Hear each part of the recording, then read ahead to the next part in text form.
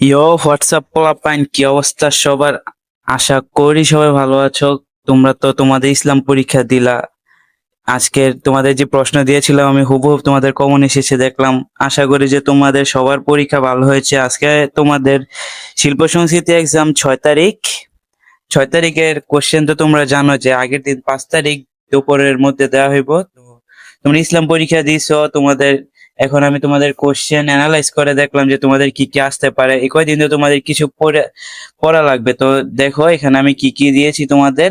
এগুলো এক্সামে আসার মতো, কারণ তোমাদের যেই ভাবে এক্সাম হচ্ছে এইগুলা ছাড়া অন্য কিছু দিবে না। দেখো এখানে সর্বপ্রথম কাজ এক হচ্ছে বর্ণ চক্রের রংগুলোর সাথে মিলিয়ে বিভিন্ন রঙের ফুল খোঁজার চেষ্টা করেছি এবং কি কি ফুল পেয়েছি লিখবো। উত্তর আমি কি দিয়েছি, আমি বর্ণচক্রের রংগুলোর সাথে মিলিয়ে বেশ কিছু ফুল সংগ্রহ করেছি।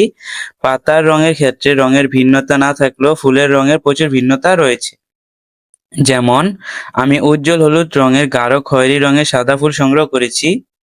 এছাড়া লাল সাদা রঙের ঝরঝরে লাল রঙের জবা, সাদা রঙের বেলি, গোলাপি রঙের মোরগ ফুল ইত্যাদি, গোলাপ ফুল ইত্যাদি সংগ্রহ জমা করে রাখলাম। এটা ছিল তোমাদের কাজে কে আসতে পারে। আর কাজ দিয়ে তোমাদের আসতে পারে আশেপাশে পুনরাবৃত্তি অবস্থান করে তৈরি নকশা তৈরি করো। যেমন তোমরা একটা নকশা তোমাদের স্কুলে যে তৈরি করতে পারে। এই নকশাটা আমার অনেক ভালো লেগেছে, তোমাদের যদি ভালো লাগে তাহলে কমেন্টে জানাও। আর কাজ তিনে কি আসতে পারে দেখো। কাস্তিন আসতে পারে স্বাধীনতার বিষয়ে নিজের মতামত অথবা অনুভূতি লিখো। যেমন স্বাধীনতা এক অম্লান চেতনার নাম, লাল সবুজের দেশ বাংলাদেশ, হাজার বছরের ঐতিহ্যের দেশ বাংলাদেশ, এ দেশে রক্তাক্ত ইতিহাস আছে। ইতিহাস স্বাধীনতার ইতিহাস, আমাদের মুক্তিযুদ্ধের স্বর্ণোজ্জ্বল ইতিহাস। বিশ্ব মানচিত্রে বাংলাদেশ একটি স্বাধীন সার্বভৌম দেশ। আজ আমরা স্বাধীন দেশের নাগরিক। বাংলাদেশ আমাদের প্রিয় মাতৃভূমি। তবে এই স্বাধীনতা সহজভাবে আসেনি। 1971 সালে ভয়াবহ মুক্তিযুদ্ধের ভেতর দিয়ে আমাদের স্বাধীনতা এসেছে। এ সময় সকল শ্রেণীর মানুষ তাদের নিজ নিজ ক্ষেত্র থেকে স্বাধীনতা যুদ্ধে অবদান রেখেছে।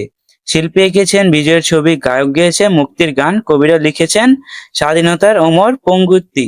আর বাংলার সকল যুবক বৃদ্ধ ঝাঁপিয়ে পড়েছিল মুক্তির লড়াইয়ে। ধর্ম, বর্ণ, গোত্র সব মিলেমিশে একাকার হয়ে গিয়েছিল।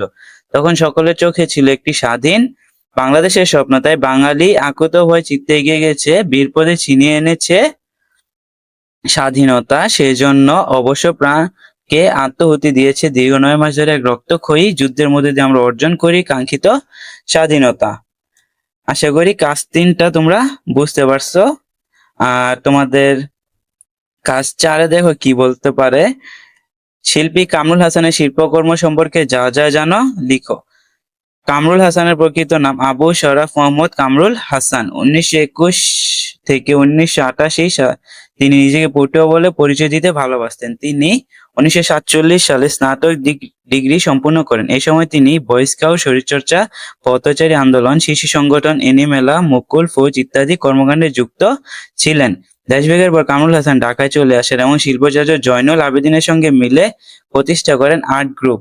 তিনি বাংলাদেশের স্বাধীনতা ও অসহযোগ আন্দোলনের সাথে যুক্ত ছিলেন। পাকিস্তানের সামরিক প্রেসিডেন্ট ইয়াহিয়া খানের একটি রক্তপায়ী হিংস্র মুখমণ্ডল এঁকে চারদিকে আলোড়ন সৃষ্টি করেন।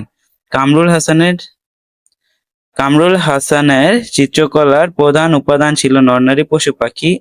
এসবের মধ্যে দিয়ে তিনি আবহমান বাংলার গ্রামীণ সমাজের সামগ্রিক রূপ, বাংলার নিসর্গ রূপ, স্বৈরাচার শাসকদের অত্যাচার, বাংলাদেশের মুক্তিযুদ্ধ, হানাদার বাহিনীর গণহত্যা ইত্যাদি নিখুঁতভাবে তুলে ধরেন। দেখো তোমাদের কাজ 5-এ থাকতে পারে দেশীয় সংস্কৃতি বর্ষবরণের নানান পরিবেশনা, নাচ, গান, নাটক আবৃত্তি করো। তোমরা কাজ 5-এ যে কোনো একটা নাচ, গান অথবা নাটক মুখস্থ করে যাবা। গান পারলে গান শিখে যাবে, অথবা নাটক অথবা কবিতা আবৃত্তি করবা। এই ছিল তোমাদের পরীক্ষা আসার মতো যে অ্যানালাইজ করে আমি প্রশ্ন দেখেছি। এগুলো পড়লেই আশা করা যায় কোশ্চেনের মেইন কোশ্চেন পাওয়ার আগ পর্যন্ত এগুলো তোমরা পড়লেই তোমাদের কমপ্লিট হয়ে যাবে।